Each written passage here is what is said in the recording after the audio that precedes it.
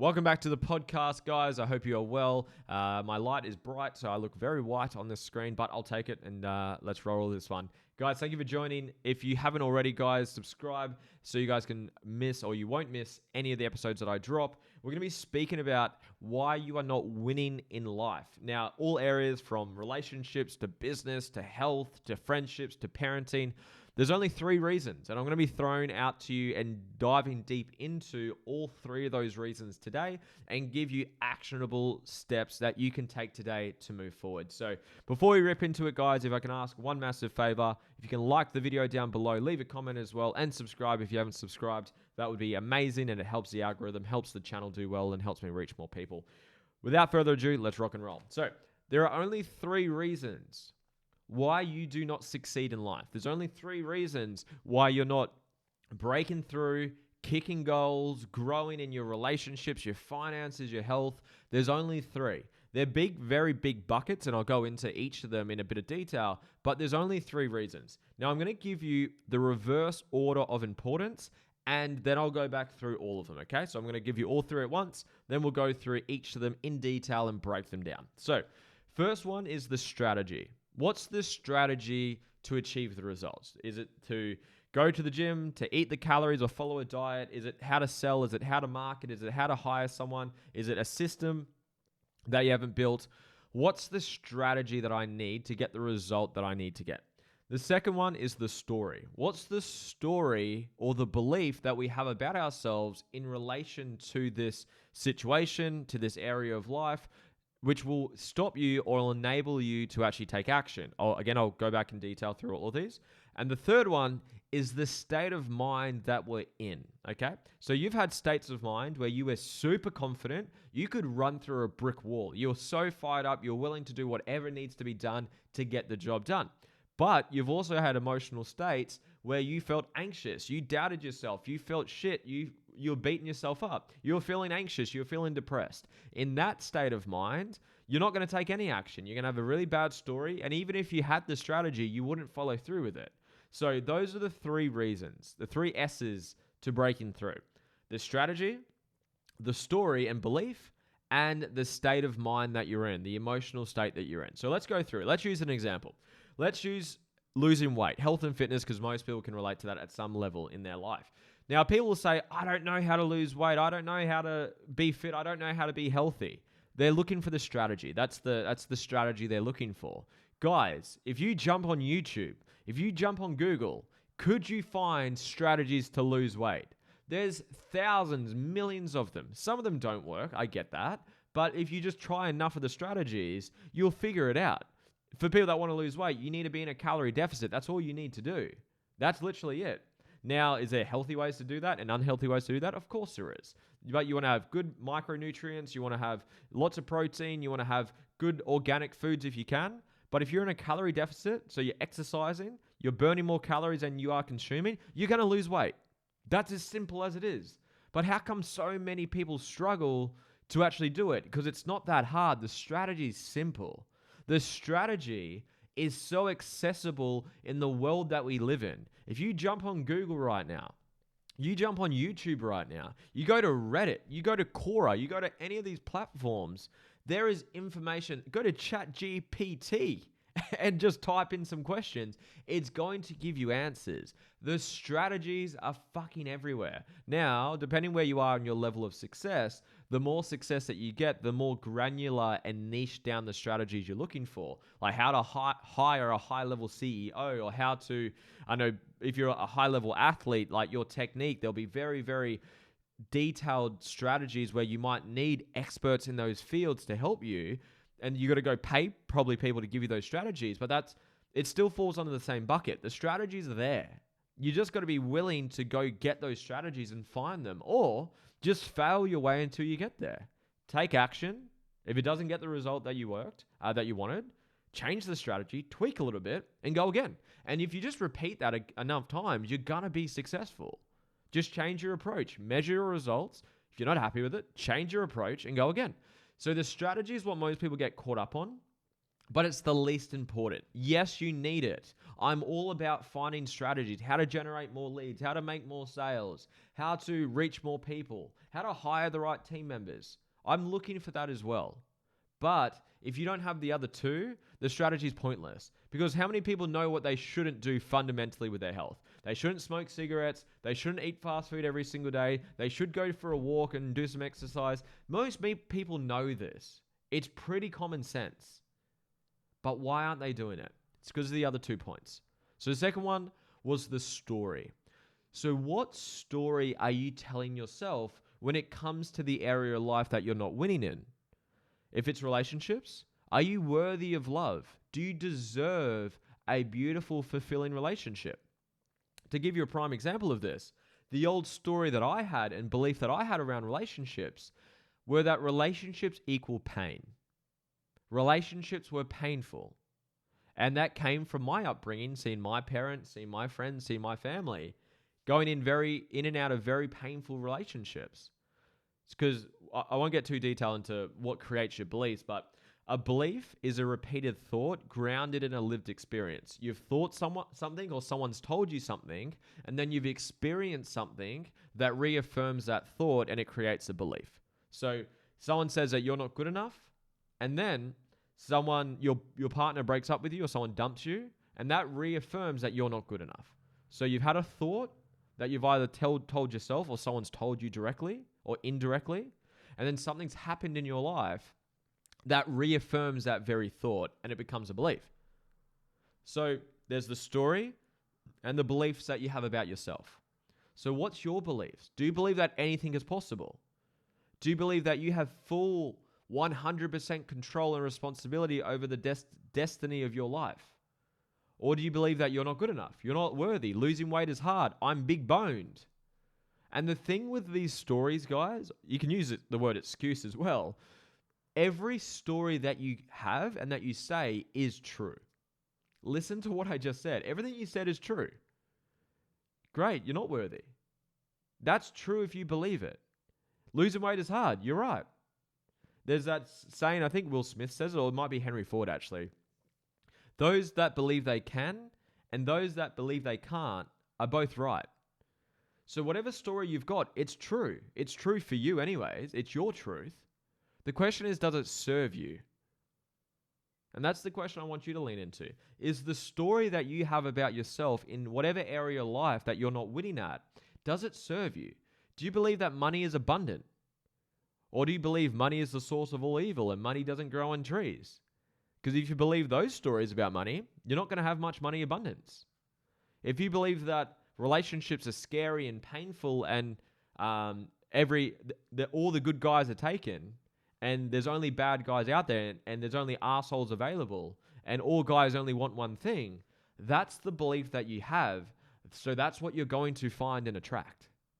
So you've got to be really conscious of those stories. Where do they come from? They come from the beliefs you've downloaded through your upbringing. You've downloaded them from your parents, from society, from your teachers, from your relationships, from your family. You've downloaded them off someone else. So you've got to be conscious of them. What are those beliefs? Think of beliefs as the software in your computer. If you have a virus on your computer, how's your computer going to run? Probably not that optimal. It's probably going to shut down. It's going to overheat. It's going to act crazy. It's going to go really slow. It's going to shut down. That's what our beliefs do. If you have really disempowering beliefs, so there's empowering beliefs and there's disempowering beliefs, or you can call them limiting beliefs, is a very common term that people use. So if you've got limiting beliefs about who you are in your health, in your relationship, in business, in finances, in your leadership, in your self-worth, whatever the beliefs are, they're either going to push you forward and be expansive beliefs or empowering beliefs, or they're going to be limiting and they're going to be disempowering. So you're going to be conscious. What are the beliefs that you have about yourself in these areas? Is it serving you? This also comes from trauma. So if you haven't healed through certain traumas that you've got, and we all have trauma, we all have things that we haven't learned to dissolve and process just yet. That's a forever journey that we're all on. And people that say they don't have any trauma, whenever you get triggered, it reveals a wound you haven't healed through yet. And show me someone that never gets triggered. I still get triggered. I'm a human being too. I'm a lot less triggered than what I was since I started my healing journey. but I've still got work to do, and we all do. So constantly heal through whatever traumas and wounds you haven't healed through, and constantly be rewriting the limiting beliefs and the self-image that you have about yourself, and choose the beliefs that you want. This is a hard pill for a lot of people to swallow, but you choose all of your beliefs. You'll do it unconsciously when you're younger, especially between the ages 0 and 7, when your mind is so moldable and you haven't really developed the prefrontal cortex yet. So you haven't really got that filter to disagree with things. It's like when you're younger, you get told anything, you believe it. You believe the tooth fairy is real. You believe Santa Claus is real. You just believe anything. But if someone comes up to you and says that money is abundant and you've got the belief that money is evil, your ego will deflect it. It will defend it. So that's why healing and rewiring and inner work is so fucking important. That's why I do what I do, because I believe it's one of the most important things to do on planet Earth. So that is the story. So just to rehash, I've been going on a rant for this. First is the strategy. What actions do I need to take to get the result? But you've got the story. Second is the story. What's the story and beliefs that you have about yourself in this area of life? Is it empowering or disempowering? Is it expansive or limiting? Now, the third one, and the most important one, day to day. The second one, the story we just went through, they're all important. But in reverse order, it goes strategy, then it goes story, and then thirdly is your emotional state. And I spoke about it before. It's the state of mind that you're in at any given moment. Because you have had moments where you were so confident, you were so certain, you were so clear on what needed to be done, and you were so committed to getting it done that you would solve any problem, run through any brick wall, and you would make it happen. We've all had moments like that. But we've also had moments of fear, of doubt, of scarcity, of anxiety, of depression, whatever it may be. In those two different states of minds, are you going to tell yourself different stories? Absolutely. And with those different stories and that different state of mind, are you going to be resourceful to find the strategy, or if you've got the strategy, follow through on the strategy? Absolutely not. And I've been there before, guys. I've done everything I'm talking about today. I'm speaking to myself right now. We've done all of this. So that's why it's so crucial to constantly show up in a good state. Now, I'm not saying this is actually a lesson that I learned early on when I learned a lot of this stuff, is I thought you could just be in a great state 24/7, 365. Doesn't exist. We all have ups and downs. Life is duality. You have ups and downs. You can't have up without down. You can't have down without up. There's balance in the universe. You're going to feel down. You're going to feel shit sometimes. You're going to feel anxious sometimes. It's normal. So don't be delusional and think that you're just going to be, quote, toxic positive, or what people call toxic positivity, where you're happy, happy, happy, happy, happy. I don't agree with that. I believe being an empowering state, a resourceful state, a strong state, be absolutely fucking real and go solve problems. Don't just be delusional to the life that you live in. Tony Robbins has a funny story about this. Like, people think, or a funny example about this, is he thinks that you should go to your garden and chant, there's no weeds, there's no weeds, there's no weeds, there's no weeds, there's no weeds. That's toxic positivity 101. I believe, just like him, being fucking honest and brutal and transparent about who you are in your life, identifying the weeds and ripping them out. That's what happens when you've got a great state, you've got an empowering story, and you've got the right strategy.